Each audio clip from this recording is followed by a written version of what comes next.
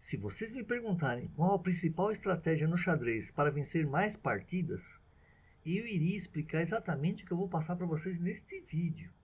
Não é algo para ser aplicado numa certa posição, de uma única partida, mas uma filosofia de pensamento que você deve aplicar e conhecer em todos os seus jogos, em todas as fases de jogo, seja na abertura, meio jogo ou finais. Se você não está inscrito no canal, se inscreva, Cortei Chess no tabuleiro, compartilhe este vídeo e salve para você vê-lo novamente.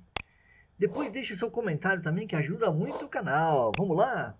Essa filosofia está muito ligada a um dos maiores jogadores de todos os tempos da história do xadrez, José Raul Capablanca, o cubano que dominou o xadrez no início do século XX. Eu quero mostrar para vocês uma partida de Capablanca contra Bernstein. E aí nós vamos colocar essa ideia que o Capablanca sempre tinha na mente dele, que é essa filosofia que eu quero explicar para vocês. Essa estratégia que eu considero a mais importante no xadrez, eu vou colocar nesta partida aqui entre Capablanca e Bernstein. O jogo começou assim, E4, o Capablanca está de brancas, tá? E4, Bernstein jogou E5, cavalo F3, cavalo C6, bispo B5, a famosa abertura espanhola, o Ruy Lopes. O Bernstein jogou cavalo F6, roque, bispo E7. Vamos chegar na posição que eu quero mostrar para vocês, onde o Capablanca realmente mostra toda esta estratégia. Peão toma, abre o centro, cavalo vai lá, cavalo toma D4, bispo D7, bispo G5, atacando o cavalo, roque também, as peças fizeram roque, torre E1, H6, expulsando o bispo vem para H4, cavalo H7, agora aqui vai ter que trocar, né? Troca-se os bispos, dama vem para E7, dama D3, torre de AB8, atacando esse peãozinho em B2, B3, cavalo G5, torre D1, dama E5, a dama partindo para o ataque, dama E3, tentando controlar essa coluna E, né? Cavalo E6, cavalo C2, dama A5, cavalo F5, cavalo C5, cavalo E4, o rei vem para proteger também o peãozinho, G4, torre E8, F3, cavalo E6. Agora vamos analisar essa posição. Aqui nós vamos ver o Capablanca aplicar a estratégia. E é uma estratégia que você tem que saber e aplicar em todos os seus jogos, em todas as posições, tá?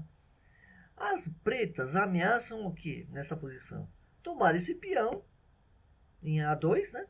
E depois vai cair também o C2, porque quem protege esse peão é esse cavalo. E se você avançar esse peãozinho aqui, o cavalo vai ter que sair daqui.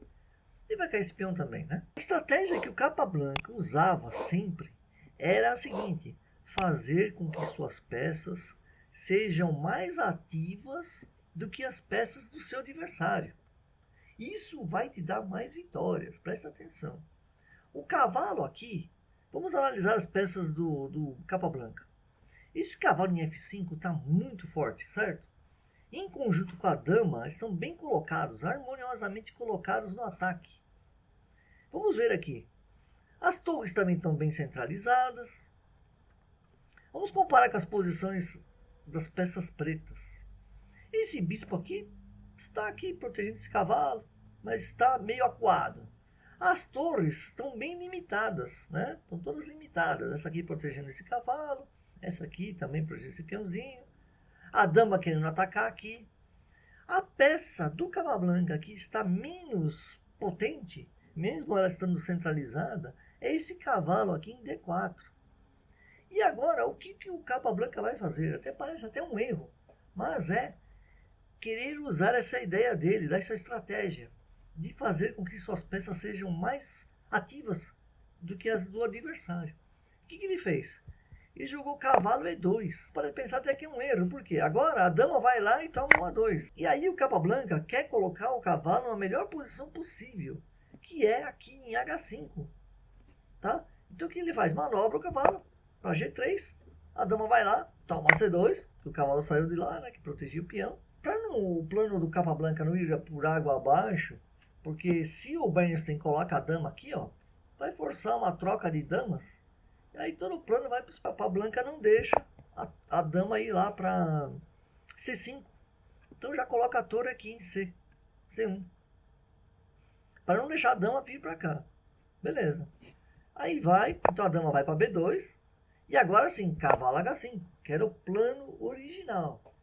As brancas perderam 2 peões, mas conseguiram pôr o cavalo menos ativo para uma posição de superatividade aqui, ó.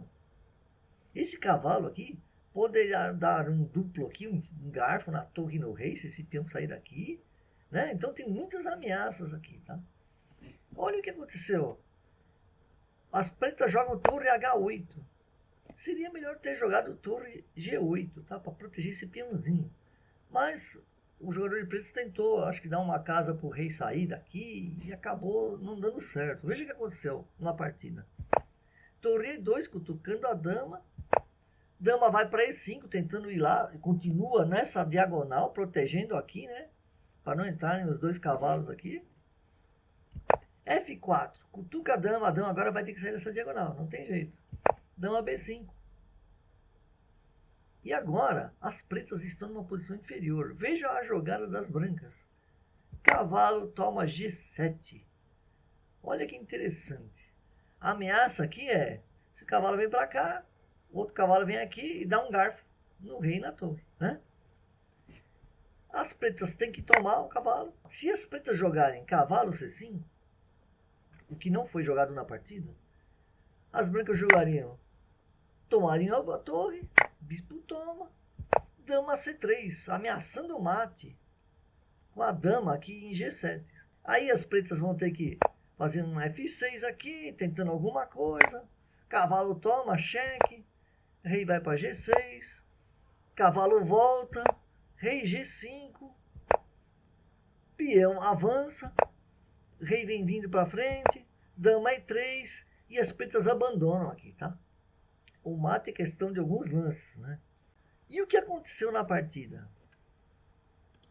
Nessa posição, as pretas jogaram cavalo toma G7, o cavalo vem para cá, dá o duplo, rei G6 e cavalo D7 aqui. E as pretas estão com quase mate de novo. A vantagem das brancas é 2 pontos, né? O rei está muito fragilizado e vai acabar levando mate, vai vir mais duplos aqui ainda. Quando o rei vier aqui, o cavalo vem aqui, já toma essa torre e vai ser perdido. Então o jogador de pretas até desistiu. Então, como vocês puderam ver, nessa posição, o Capablanca, mesmo perdendo 2 peões aqui, ele conseguiu manobrar o cavalo dele para uma posição super ativa, onde ele não estava ativo aqui, né? Não estava tão ativo, mas colocou ele no máxima atividade, né? Que seria aqui 2 cavalos mirando esse peão ingessante. E fazendo isso, ele conseguiu uma bela vitória que entrou para a história do xadrez.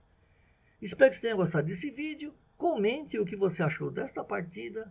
E até o próximo vídeo. Valeu!